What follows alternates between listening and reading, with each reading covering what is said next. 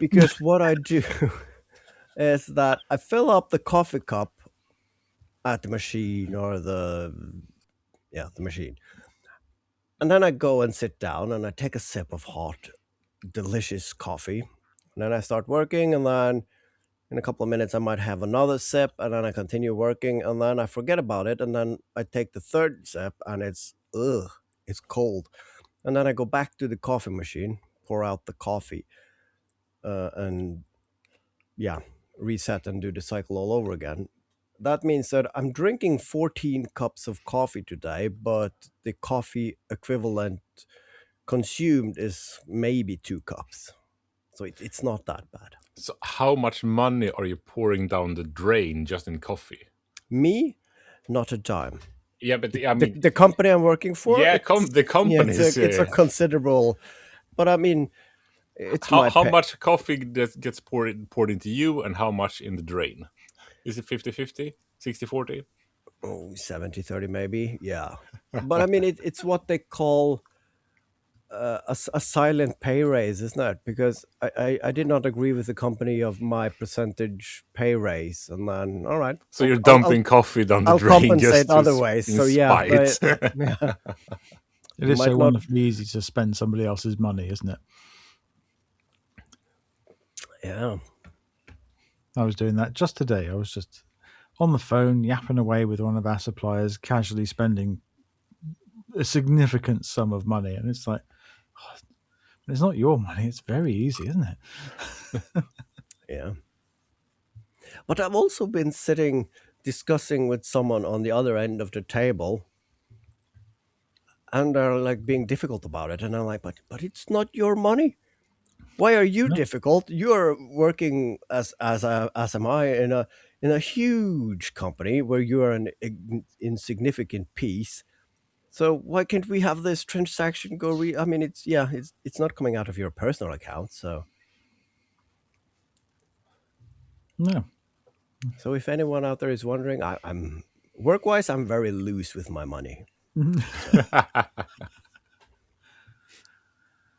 So like, come on, you are a replaceable cog in this soulless machine. Let's spend some money.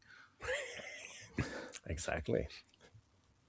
Speaking of spending money, I have, in this day and age, I've bought storage. And Ooh. yeah, I Like one of those sheds where you put in boxes of stuff that you don't dare throw away. I mean, it kind of works like that. I mean, an external hard drive is nothing more than a shed for your unsorted crap of digital data. Yeah, no, my external hard drive is completely full, so I started storing stuff on my computer, which is also getting full to that limit where it kind of gets sluggish. So all right, I need to buy a drive. And the company that I bought it from, they had decent prices at the point where they're just selling two per customer because they wanted to benefit several customers, not being bought up by a company and resold. So I bought myself a 14 terabyte external hard drive. That's a lot of terabytes. It is. And although it's relatively fast, and I don't really care for just storage, but when you're transferring it via USB and your computer from one external hard drive to the other, that's time consuming. So I spent the entire day today. I set it up this morning and just let it run while I was working. And of course, I was breaking it up in batches. So if something failed, I don't have to restart everything. But I'm 2/3 of the way there. So by tomorrow, I have everything backed up on a new hard drive. So the question is, will you be able to actually clean out the computer drive and the other external hard drive, or will that feel wrong deleting that stuff? How many times will you check that you actually copied it? More than once. Let's stop there. but I'm looking forward, and I've been doing some tidying up. And the funny thing is, I copied all the files, everything except the YouTube folder. So I did that last because it's also the most raw data. And then I started copying folders 10 and 10. And of course, looking at them while doing so, I thought, wait, where is folder 21? What? Have I skipped one? And then I just checked, and I have to go to YouTube to see what I've uploaded. But most likely, I just skipped a number. I don't think I've lost a folder, but maybe I did. But what video was it? Because it's so early that I can't really remember. So if it's not on YouTube, then was it really there? Or so? Yeah, it's a conundrum. But are your folders numbered as the YouTube videos in the same Yes. order? So if you check the 20 and the 22, Yeah, is there a video that between them? it makes it easy. Just sort on videos and not shorts. It's relatively easy to find. And then I thought, well, maybe that meant that I did not pass 100 videos, or that my last one was the 100 and not the one previous to that. So I need to check up on that. Luckily, I did not make a big fuss out of turning 100 videos. But yeah, I number them just consecutively. I started with 00, which is an admin folder, and then 01 is the first video, and so on. So yeah, As you should. as I should. You probably would have a fit if you saw my filing system. What? The computer admin guy does not have all his files in neat rows and stacks or whatever? Well, no, it's all sort of organized relatively sort of tangentially, but you know. You're sorting your books by color. I'm sorting everything, rearranging my. What is it in? Oh my god! Oh, there's that film, isn't it? Which is also a really good book. It's the guy out of Grosse Point Blank, High Fidelity, where he reorganizes his record collection autobiographically. It's a little bit like that, you know. It's a sort of chaos that I understand, but anybody looking at it from the outside would go, "This makes no sense." So, well, it makes sort of sense to me. I mean, that's a kind of encryption in itself, making it hard for someone else to understand it. Yes. That's the way I see it too. I have, if you scratch the surface on an overall level, it's documents, and then it's media, and then it's phones, and then of course I did a backup of my dad's external hard drives when he passed away, and so on. So, and that is like in a separate system, which I'm not going to try and sort those or try to figure it out. So those are left like a timepiece. But if you then go into the documents folder of mine, still it looks kind of good. Like it's work and personal stuff, and I think it's CAD design files or something. And then it's a slippery slope from there. If you open any of them, it's just a catch-all folder with random names. And I was looking to find out which holidays we did the last 5 years, because I have a scrapbook that I need to complete. I'm a bit behind.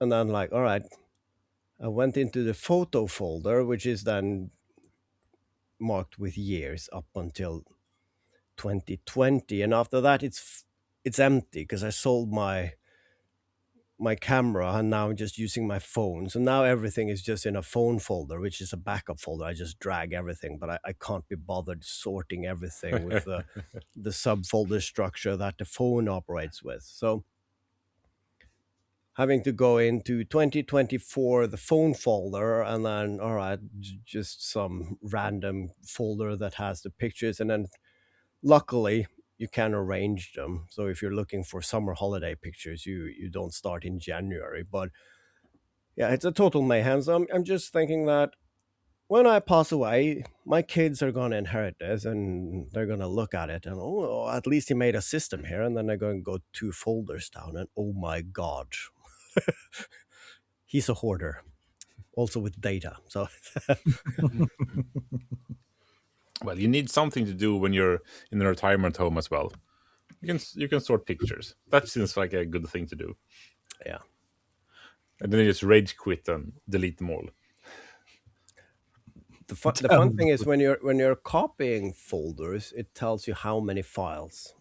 And since I'm running Windows, you can't really believe any numbers with regards to remaining time and so on. But the number of files is relatively spot on.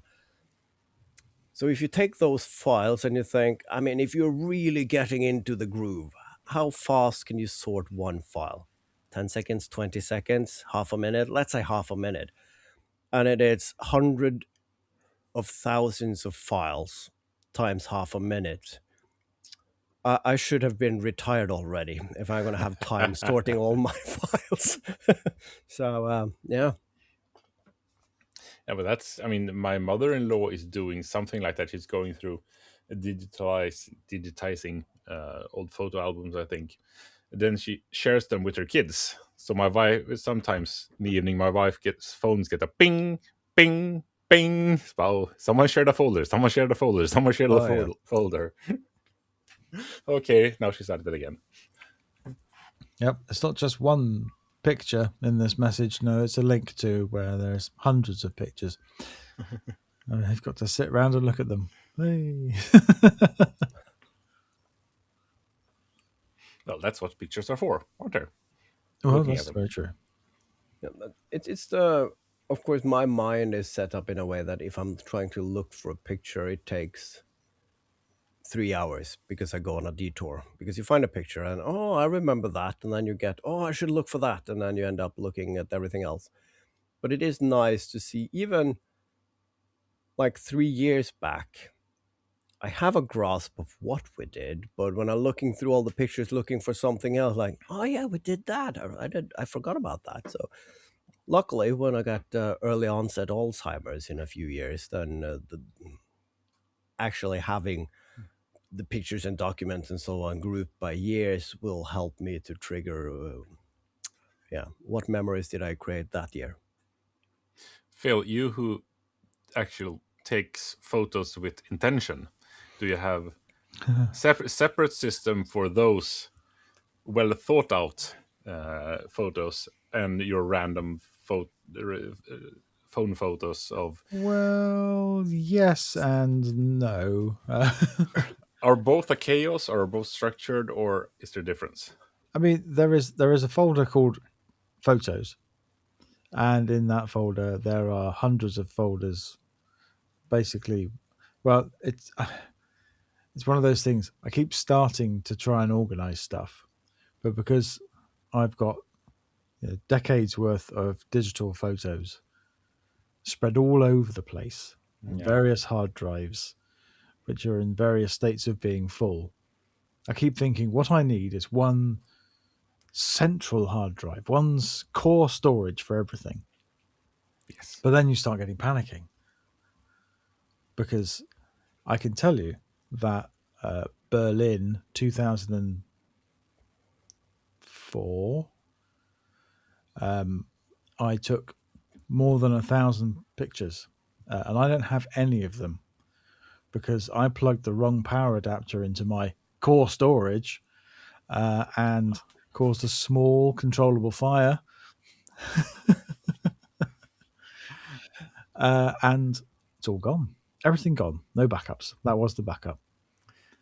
That's, yeah. I feel so good now that I have actually labeled the power supplies to my external hard drives and keep them bundled with the hard drive, because I have two. No, I have three external hard drives, one at Yeah. work and two in the closet here, and I have two drives in my computer that's mirroring each other. So everything is every picture is stored on 4 places physically. Yeah. So That I keep looking at buying like a NAS enclosure, But they are so expensive. For Yeah. what they are so expensive. And that's Just buy just the a disc enclosure. more instead.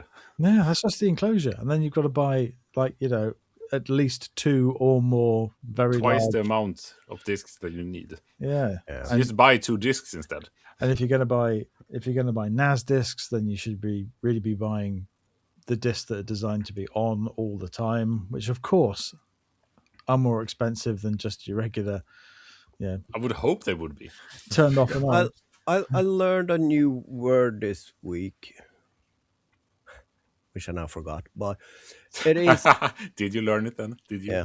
No, it's I bought the external hard drive, and it's cheaper to buy it than to buy the hard drive alone. So people buy them and then they just dismantle them and they pick out the drive. Of course, you lose the warranty, but it's it's a cheaper drive, and then they smack them into a NAS or something. I've been thinking of doing the same, but I don't think I need a NAS because I'm not sure if I want it online. I just want it as a dumb external hard drive. But so you get some cheaper RAID enclosures for 2 or 4 drives or whatever.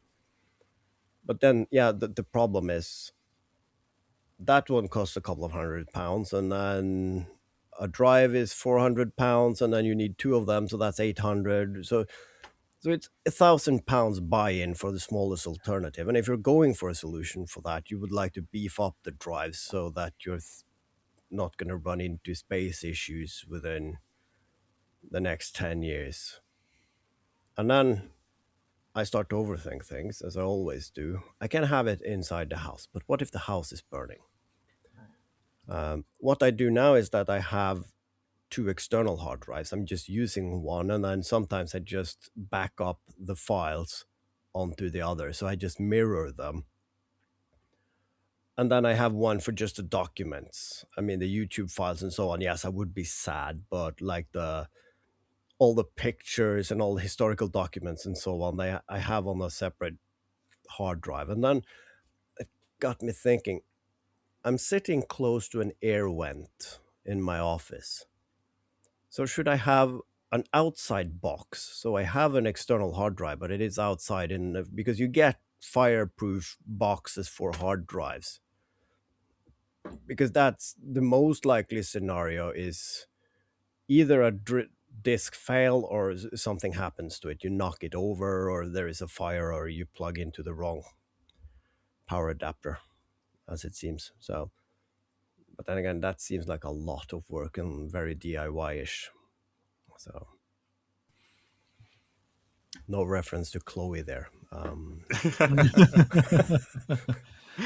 Are you sure? Yeah. Yeah, again, I mean, I have the pick of the IT recycling pile. So, in theory, I could build my own. That would be fun. Because to build a scrap heap RAID system. What is a NAS? It's basically a controller. It's a bunch of disks. Well, it's not a bunch of disks. It's a RAID array of disks and a controller and a network interface. Yeah. But the problem with all the older PCs is, they're loud if you're going to have them on all the time, and they are not power efficient like the modern stuff is. Yes, You that want the stuff which has like a sort of like a 10-volt draw at max going full tilt, not 100 whatever. I mean, if you look apart from the RAM prices and graphic cards, whatnot, but just a couple of years ago, it's cheaper to buy like the budget computer just to have your drives in that and setting up a server software to managing and then raiding the hard drives and whatnot. That would be cheaper than to buy a RAID or a NAS enclosure. But that got me thinking, though. Yes, it's a computer and it's loud and it needs maintenance, and then it's software. And you should be able to buy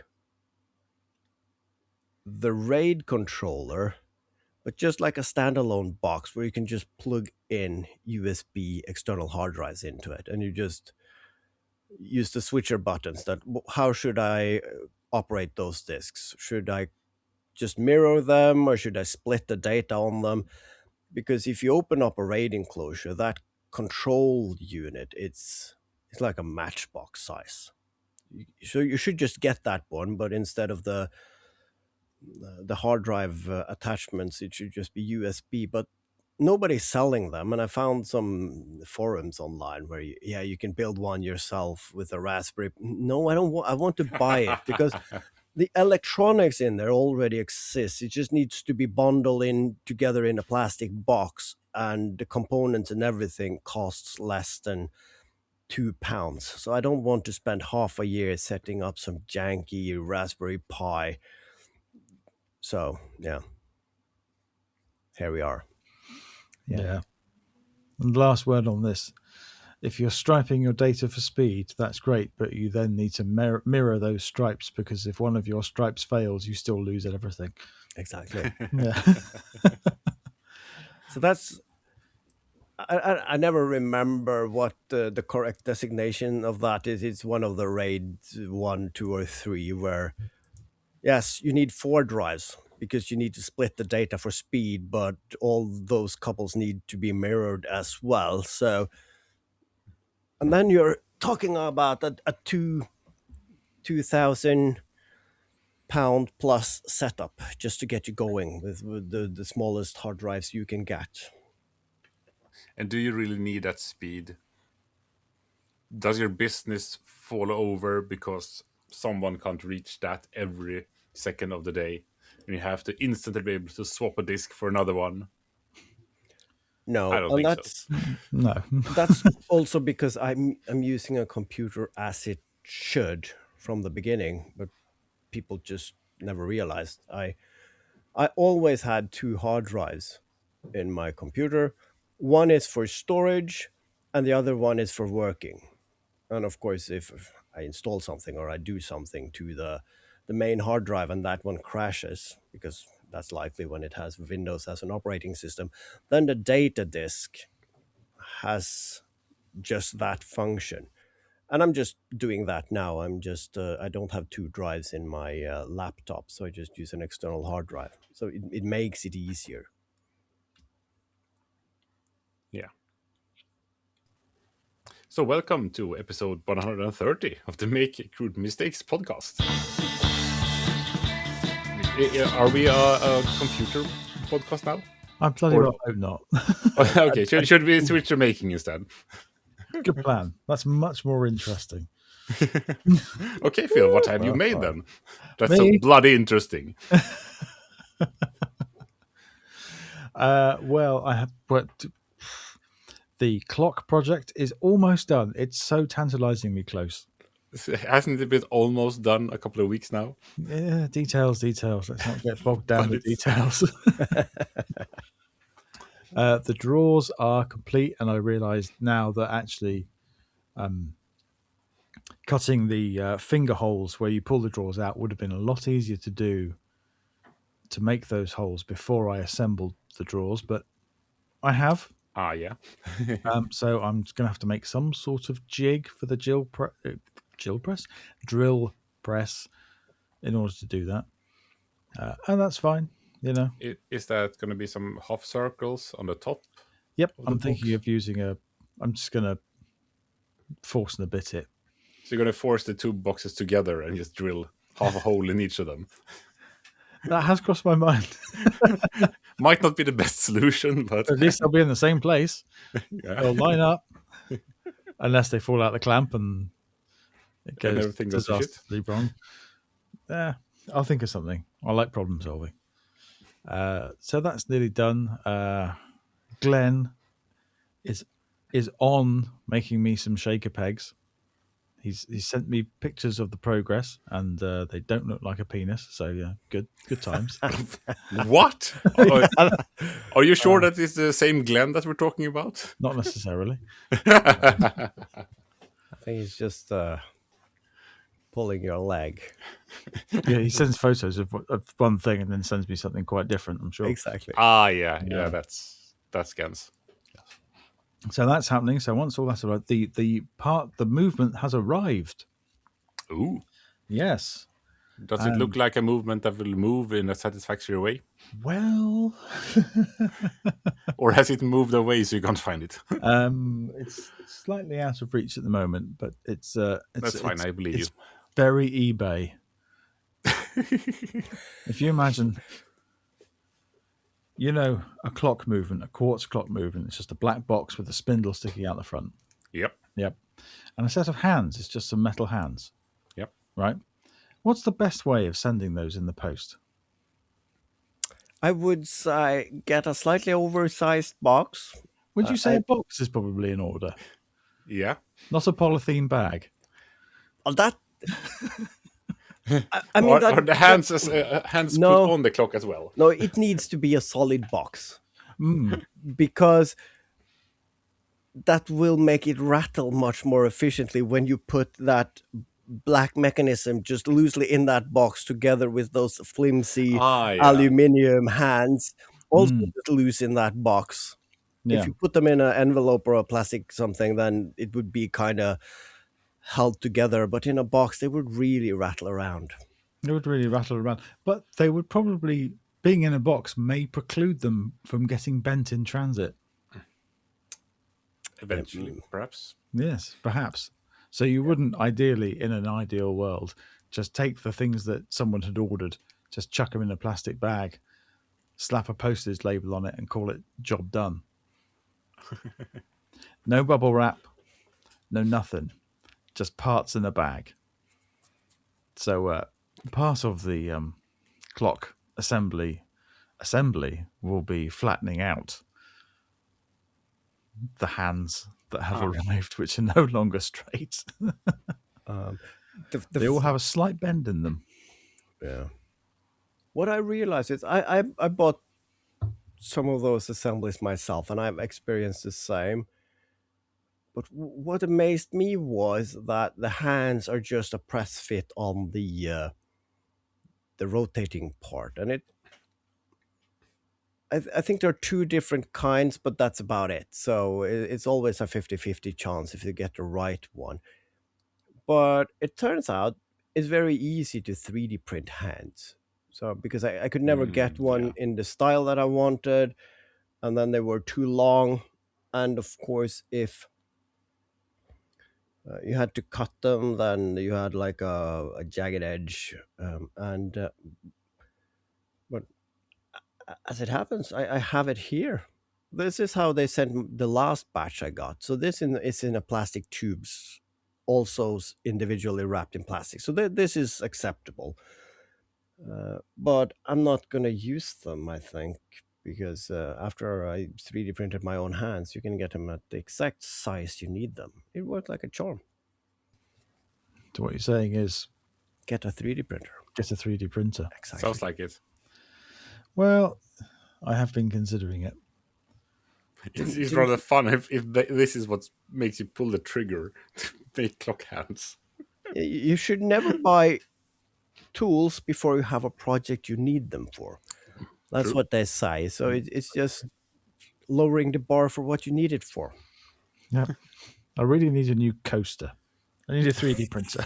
Yeah, exactly. Now you're catching on. What's wrong with all the coasters you've already got?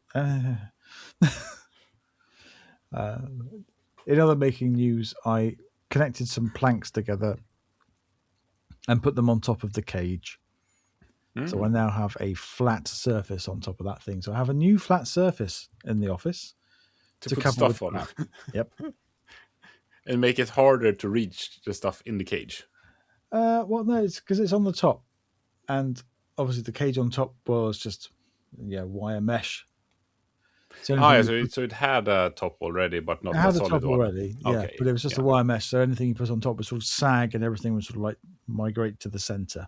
Okay, yeah. So now it has 3 bits of old shelf that have been screwed together. I haven't even glued it. I've just used mending plates. It's that rubbish. It's good enough.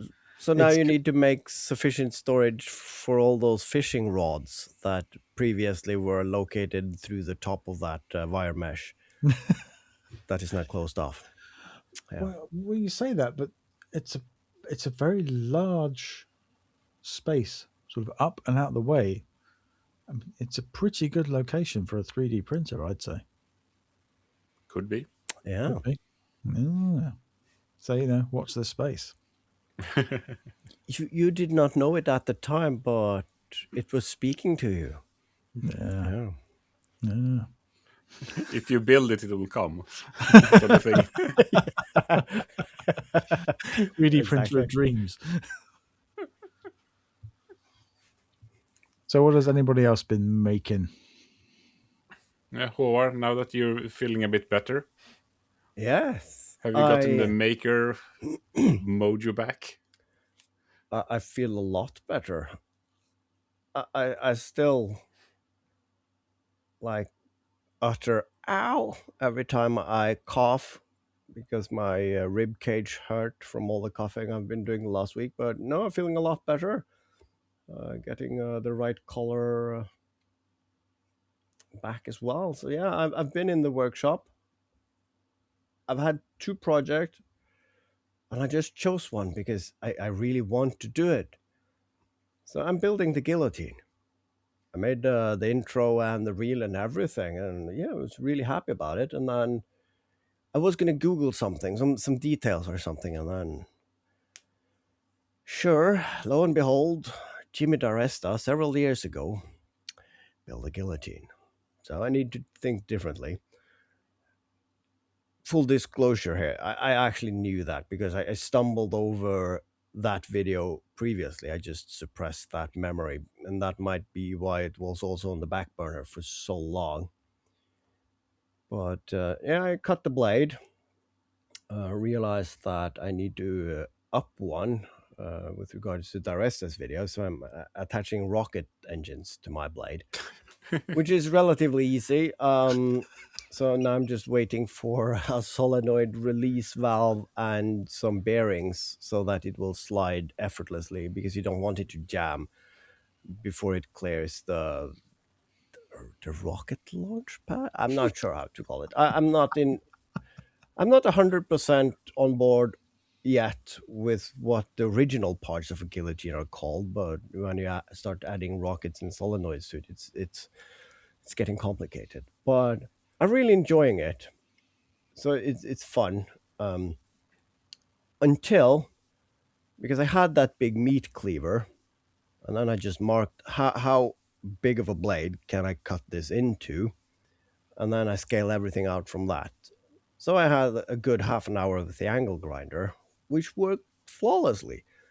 So then I thought, all right, I need to attach this blade, so I should have a hole through it for a set screw. I have ruined 7 drill bits, and I still not through. And then I Googled, and yeah, you need a hard surface, something. Yeah, but that's what I have. So I sent a message to Erasmus and got the comforting words. Yeah, that can be a bitch. You just need to keep drilling at it. So yeah, but drills are pricey. So instead of having a hole through it, I just realized I'm just going to use the angle grinder to cut 2 grooves, one on each side of the blade, which will be covered by the wood. But then you can have some retaining pins or something that just keeps the blade from falling out. So it's hardened steel. Yeah. Yeah. Here's a top tip, which I got from a top tip I got from young Timothy of Turgworks, who told me about it, and I thought he was taking the piss, but actually no, it does work. Masonry bit. Yeah, they are also hardened, so they can work. Yeah, I'll try that because I have several of those. You have to go quite slow. So what it does is it sort of grinds rather than drills, but Yeah. it does work. And I've drilled, in inverted commas, several bits of hardened steel with a masonry bit before. You need to keep it lubricated, go quite slow, Yeah. and don't be surprised when superheated bits of swarf ping off in your face. I was Are we gonna talking sex or drilling here? I was Bit of I was both. gonna do that comparison. Yeah, slow lubrication. Yeah, just like sex, but then the shrapnel's in your face. No, I lost it. But You're so vanilla. that If there's no being said, though, shrapnel, I you're did doing it wrong. that because that is the that was my plan B with regards to bringing up some old knowledge from university. I could heat it up to take the hardening out of it because it's going to be a guillotine for cheese that's going to last the duration of a YouTube video. So and still, if you heat up the one end, you could still have the blade. And I could also re-harden it. I read that in a book once at university too, so it would be nice trying it. But I'm gonna try the masonry bit first because it seems like the best first choice. I mean, otherwise, it's being really careful with a plasma cutter. Just a hole. I also Might thought be about tough. that. Or welding on something with a hole in instead. But that's Yeah, not good either. So yeah, I'm putting all my money on the masonry bit, so I'll try that. I think have a that's lot best. of those laying around, so I'm just gonna at least ruin 5 or 6 of them before I call it a day. Sounds like a plan. So yeah, so that's all the building I've done. It's not much, but I'm enjoying it, and it's not like it's going to be a statement piece for the living room. So it's not made in oak. So I just got some the cheap construction lumber that's relatively straight, and it's going to be slice and dice and just rack it together. Rocket powered cheesatine. Yeah. What is the burn time of those rocket engines? I the ones that I have are 5 seconds. They're relatively large, which is a lot because the distance. How what is the length of the guillotine and at the speed of, and how long will that just try to exactly push it through the floor? it's a meter top, and with gravity, it falls relatively cheap. So I've fast. I mean, so I found some. Obviously, I bought some new rocket engines with 0.6 second burn time, which should be perfect.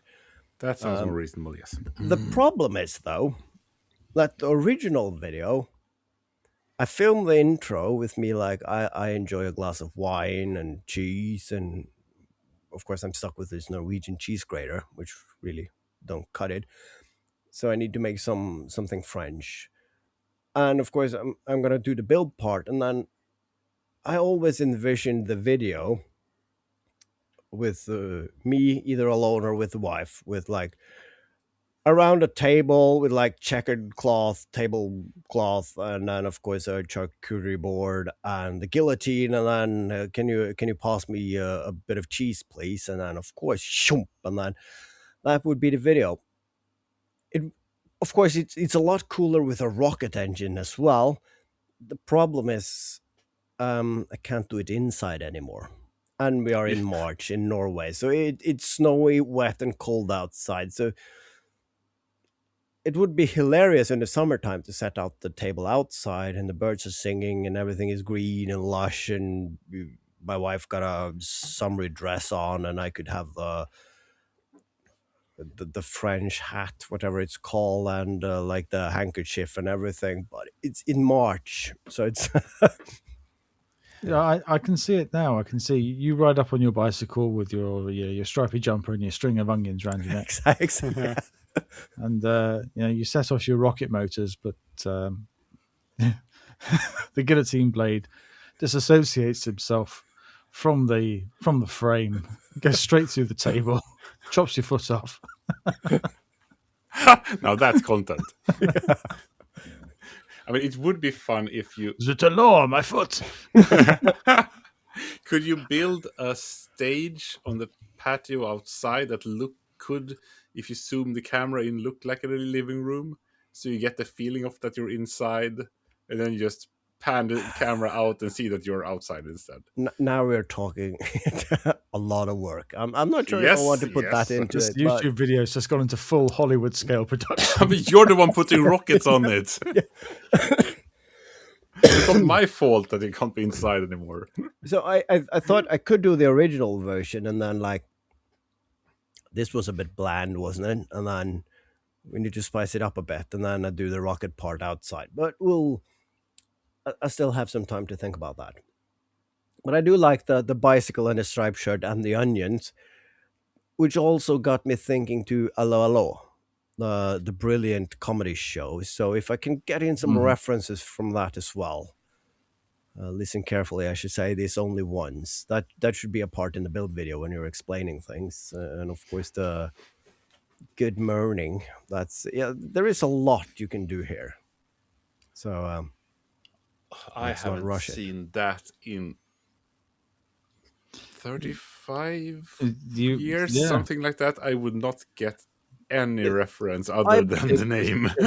I bought the DVD set, the complete DVD set, and I got Wow. it, and I binged it while I was at uni. And then when I watched the last DVD, it's like, but I remember stuff from that TV show that I haven't seen here. And then, of course, I Googled, and it turns out I only got the 4 first seasons, but there are 11 seasons or something. I mean, it's hilariously. So, yeah. It is hilarious. I mean, they reshow it on the UK TV Gold or whatever the hell it's called these days. It's one of those channels far up the other end of the TV box where they just play ancient TV on repeat. Yeah, the It triple hasn't- digits. It hasn't aged well. It was a different time. I mean, It was a very different time. When was that filmed? When? Yeah. Hmm. What year was that? Well, it would have started in the early 80s, I reckon. Yeah. Because, I mean, all of that is kind of jumbled together, like from the late 60s up to the late 80s. I mean, when I saw it when I was a kid, I couldn't discern what was what, because everything looked kind of grey British. So The episodes are relatively similar as I remember. But the thing is with that show, it's so many years since I've seen it that, of course, what I thought was fun as a kid, I probably won't find funny now, but I would probably get more of the references to World War II because I've learned more. And then, of course, all the, I was going to say the subtle references, but they weren't subtle, but like the one being gay and whatnot. Of course, when I watched it the first time around, that just went way over my head. Like, he talks funny. And now it's like, all right. Tank. Yeah, exactly. So, but yeah, it might not have aged well. So yeah, I'm not running to the store to get the last episodes. Well, when we get to the half pint, I'm going to Google the production dates of that. Yeah. yeah, let's keep something first. Keep the good stuff back. What the public actually wants, keep them yearning for more. Exactly. Information that's freely available on Wikipedia, but they come to us first. Yeah. You come here, your prime source of gay Nazi television comedies.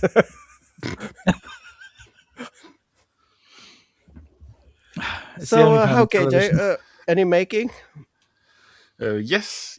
I am almost finished with my Make What You Fear project, because that one has a deadline for the last of March, but I also found another challenge. What's it called? The Big Bot Bash. It's filmmaking stuff. 10 times. No, I will try not to. About making a scrap robot for a diorama, that sort of thing. I really enjoy watching people build that kind of stuff. just kit bashing stuff. You take a piece of pipe and a piece of this and some beads and that and paint it and make it into something. But I've never tried it, so I felt that I would like to try that. But that deadline is, I think, the 27th of March. So that's a bit. It's getting close to it. So I don't know if I will be able to make it. I will try just to do it quick and dirty version. So Could you not go to the hardware store and get a couple of these plastic bins, put those together, and spray paint it and put some pipe on it and like make a gonk droid? That should be relatively quick, shouldn't it? Yes, but that won't work for this one because it's actually rather well thought out and set up. You get a sheet of different parts for the robot. I mean, head, body, and that sort of thing, and then you throw a die. And so, so you get I think they're 20 or 10 or something version for everything, and then you just roll the die 6 times and see what kind of robot you're supposed to make, just to force the creativity. Yeah, which seems rather fun. So there will be a link in the description of this episode if anyone else think that sounds fun.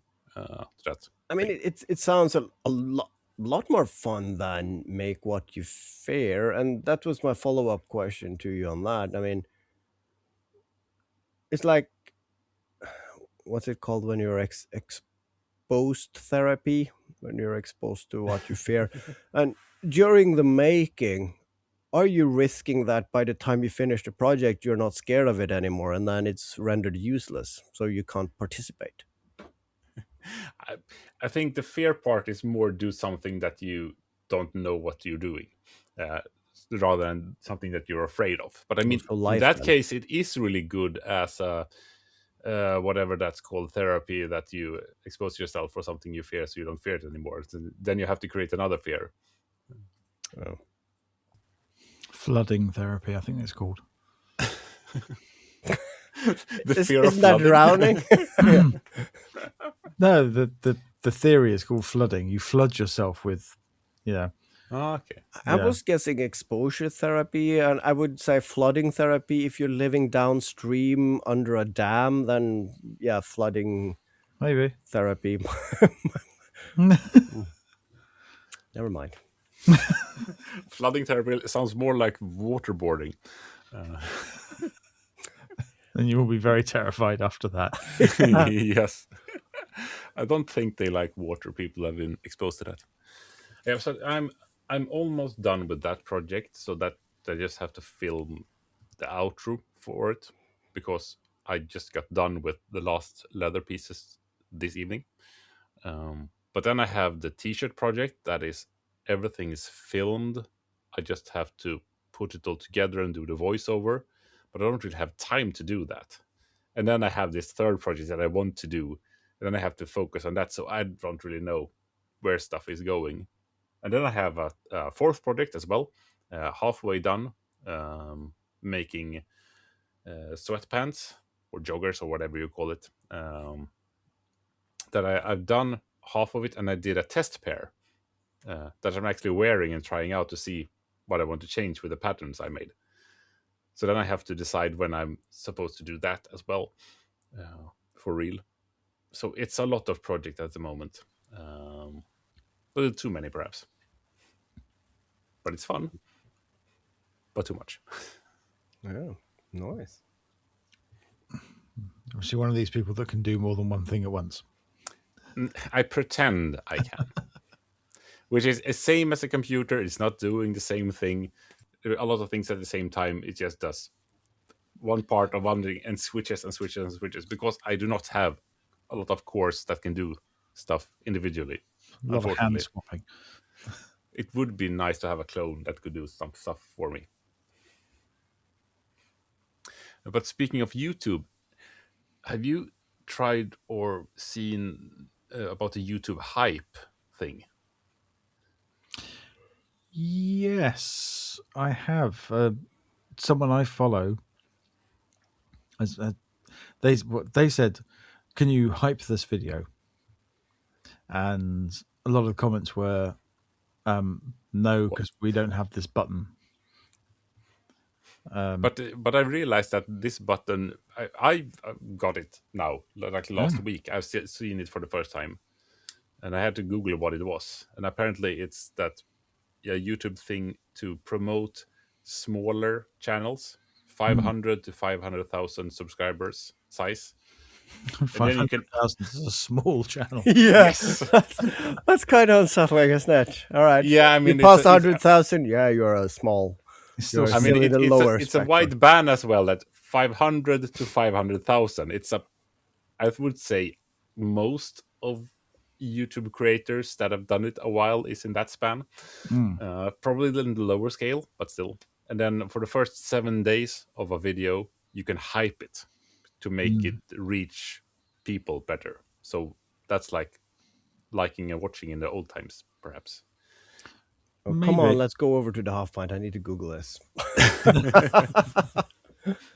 Well, very quickly, then, the person said they did some very extensive stat looking at hype versus non-hype, and they said makes no discernible difference to them at all. That was what I guessed as well. Yeah. And in other YouTube news, I read in the paper that Russia has banned YouTube to isolate its people. This WhatsApp is also banned, which is giving them very much an increase in VPNs instead. Yeah. So if you got fewer viewers in the last week or so, it's maybe that they're mostly Russians. Well. That can only end well, can't it? Yeah, surely. Yeah. Because that sort of stuff works so well You elsewhere. know, I saw a post today actually. Like, how would you cope if you lost internet for an entire day?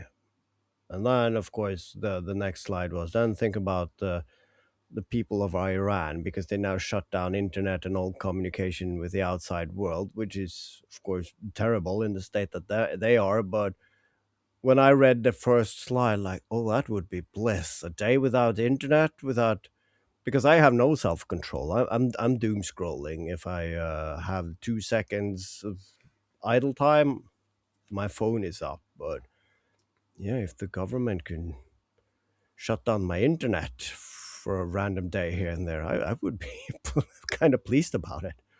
I mean, as long as you get it back in a day or two, then Yeah. it wouldn't be a problem. But if it's gone and I don't know if it's ever coming back, then that's not nice.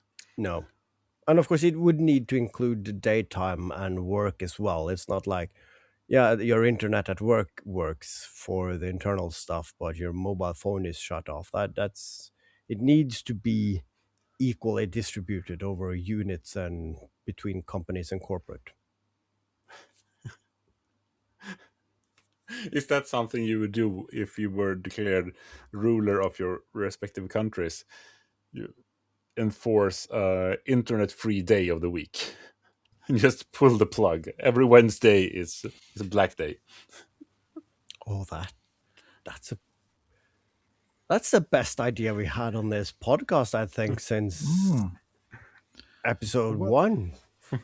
For one day, for 24 hours, all this nonsense get turned off.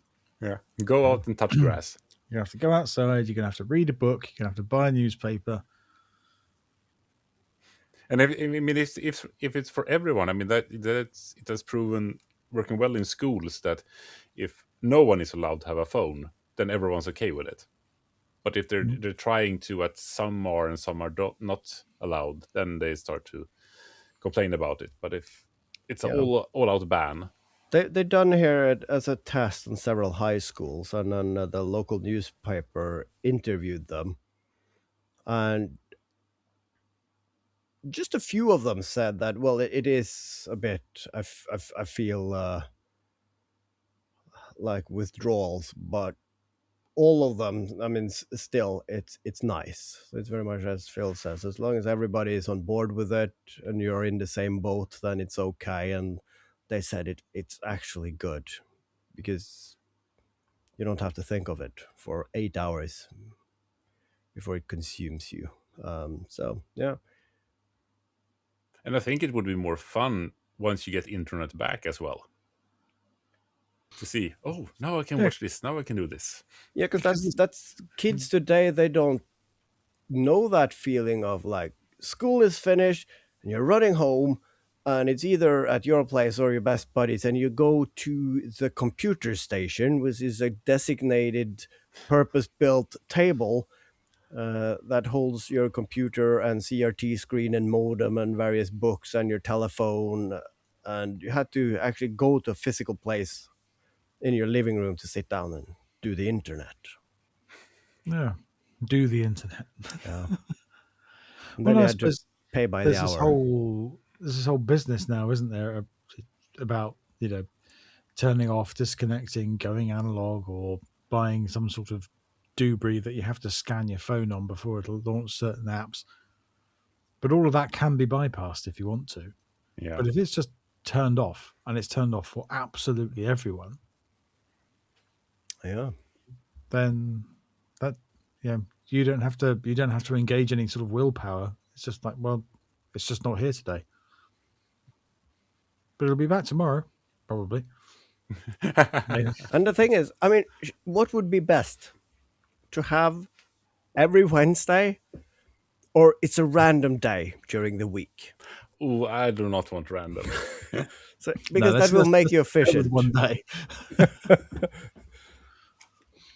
You're scared every morning. Is it going to be here today? Maybe. I was having a video call with my physician today, but turns out I'm going to die now.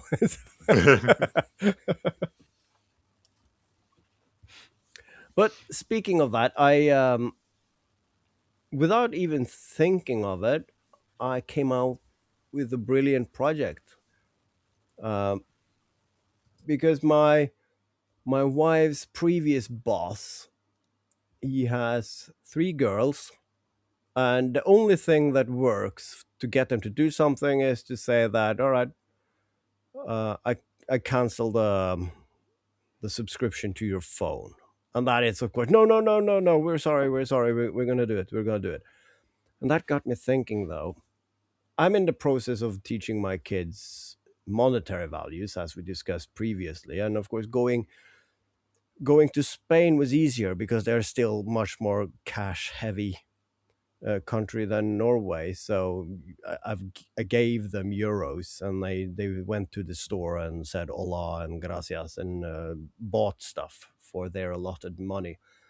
And that got me thinking, though, if I can combine those, because I have been thinking that when they grow up, I can very easily control the Wi-Fi router and disconnect devices and whatnot. And you can also set up a time limit. So after 8 o'clock, there is no internet in the house.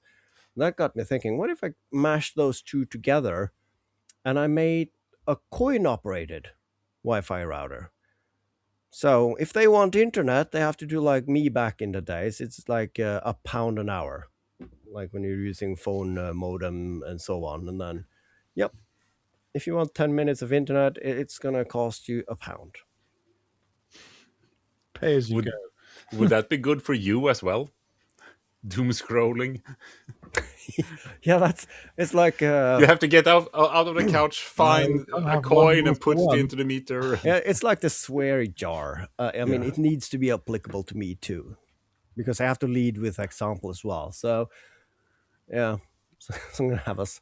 But of course, I'm working. They're not, so I can have my pockets filled with coins, and that's also gonna feel weird because go get your father a cup of coffee, please.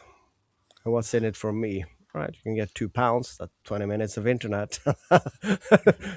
Then you're going to damage them in a whole new way that you never anticipated, and then in 15, Making small 20 years, capitalists. yeah, But I they mean, I will think be it would be. talking through their therapist, and I have a strained relationship with coins. But I mean, I think it would be good for you to, if you want to continue doom scrolling, you have to get off the couch and do something. And then when you're standing up, you don't have to sit down on the couch again. Yeah. Well, extrapolating this idea of coin-operated Wi-Fi and doing something for doom scrolling. Doom scrolling. Well, you also now have to you can doom scroll as much as you want, but you've also got to generate the electricity for the router. So Yeah. that's all that's all connected up to a treadmill. Yeah, if you want it instead of monetary, be physical.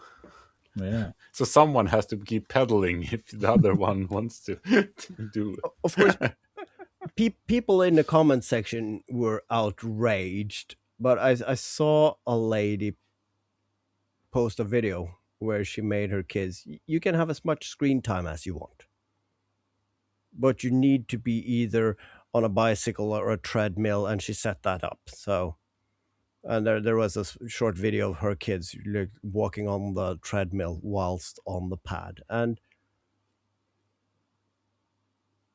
they're just what's the worst thing that can happen, that they end up actually enjoying or just defaulting to working out. Yeah. And my kids could really use that, I feel. I could use that, I feel, but because it's on my list. I got the list to remember to go to bed, but yeah, it's on top of that list. Go for a walk today, especially after I was sick. I feel I'm out of breath just thinking of getting up from the chairs, but it's very easy to bump that down the list. So yeah, if that were kind of tied to, I mean, all the units today, like a pad and a phone, they all have motion sensors. So if you could install an app that takes control that it needs to be at a certain speed to have connectivity to the internet. And then So then your kids would be running around the living room yeah, to watch yeah, a yeah, yeah. YouTube They video. need to be in motion for it to work. Well, let's make it really spicy. Let's take the plot of Speed. And you connect drop it below to a the certain speed of something blows yeah. up.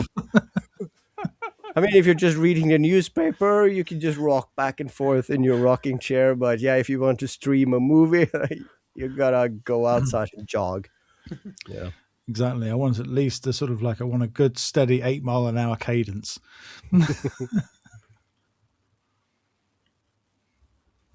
So what would be the ratio between? Oh no, let's not go there. This sounds like the Pokemon Go problem of people just looking at their screen and walking into bushes and off cliffs and that sort of thing and into traffic. Yeah. I mean, it would make it hard watching porn, I guess, if you have to run out in the streets. I mean, it would, yeah. So, but maybe it would be good for you. That might be a good thing. Yeah.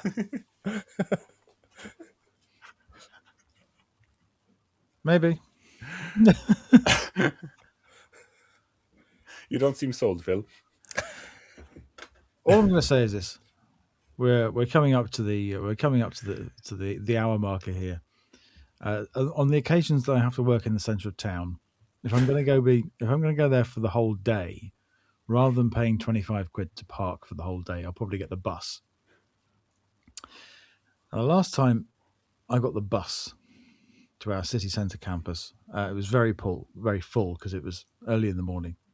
So there's a lot of people going to work. A lot of school kids also get that bus.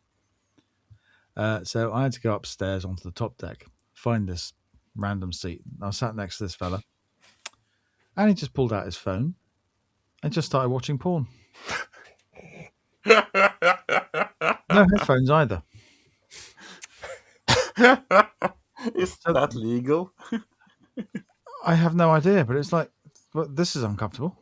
It sounds just like you were assaulted, more or less.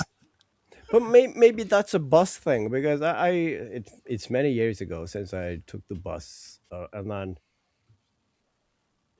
I'm not sure if I experienced this or if I got it told by someone else. But there was a person on the bus watching porn on his pad, and of course he did not realize that the reflection of the screen was bouncing off the window, and this was a nighttime bus, so he thought it was just like being discreet about it. But everybody on the other side of the bus, we could see it in the window, and like It's just watching it like a random TV show. It's weird. He's watching it for the drama. Or maybe it's a content creator. I mean, I'm sitting in the car and listening back to this podcast before we publish to see if there is any mishaps or whatnot. So maybe it's his videos. Maybe he and the missus are running an OnlyFans page, and he's like, "All right, I need to do some quality check on my video here before I post it." So, yeah, you Again, never know. perfectly plausible. Yeah, I mean, people tend to work on the bus to save time in the office. So, who are we to judge? Well, I think we're in the right quite to judge a bit, at least. At least silently, yeah. Yeah. I won't say anything, but secretly. Oh, judgment. Yeah. And I think on that bombshell, it's probably time to slip into something more comfortable than the half pint.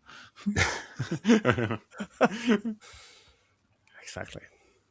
That was the flirtiest segue we've had so far, I feel. Who's coming around to fix the fridge? It's a good thing because I already have the title for the episode. So, Bus porn. Or maybe I'll save it for later. We'll see. We'll see. Have a good one, everyone. Thank you much for listening. Ta-ta. Ta-ta.